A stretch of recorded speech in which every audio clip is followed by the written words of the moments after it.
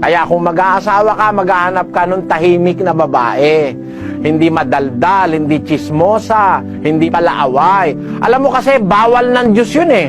Kung ikaw sa Diyos, bawal ng Diyos mag-asawa ka ng palaaway at magagalitin. Basahin natin sa banal na kasulatan.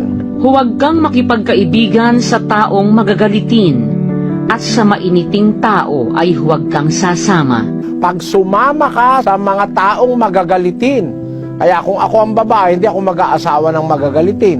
Kung ako lalaki, hindi rin ako mag-aasawa ng magagalitin. Bakit? Bawal ng Diyos eh.